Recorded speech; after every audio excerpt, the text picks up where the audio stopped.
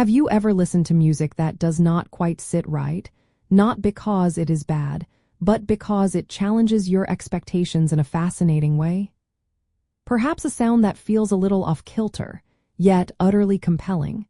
It is like a painting that uses sharp angles and contrasting colors to create a mood you cannot quite shake.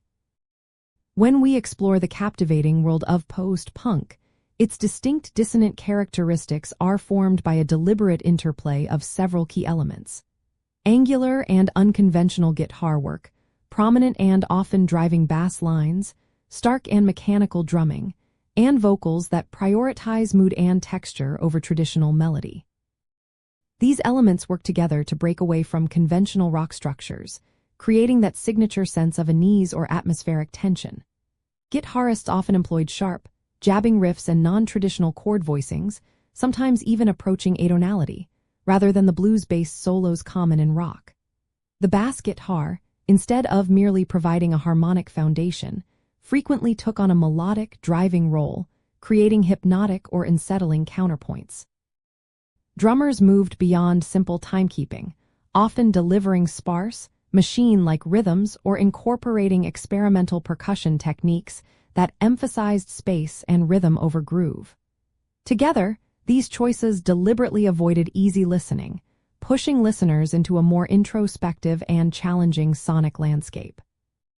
To truly appreciate post-punk's dissonance, you can listen for how instruments interact in unexpected ways.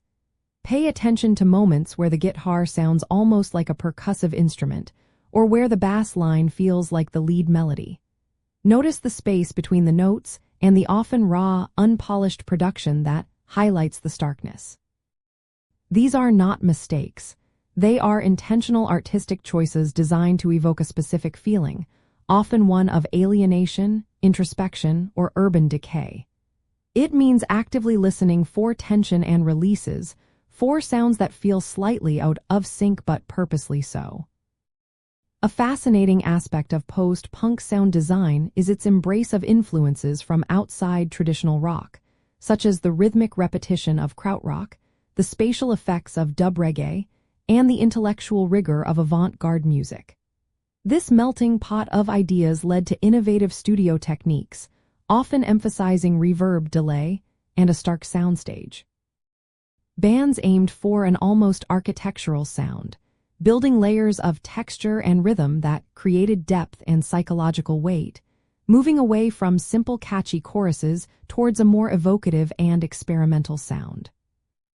Ultimately, the dissonant characteristics of post-punk are not just about unusual sounds, they are about a profound artistic statement.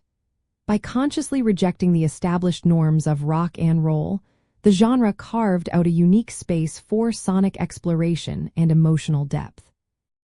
It encourages us to engage with music on a deeper level, appreciating how challenging textures and unconventional structures can create a more powerful and enduring artistic experience, laying foundational sonic pathways for many genres that followed, including the earliest forms of goth music.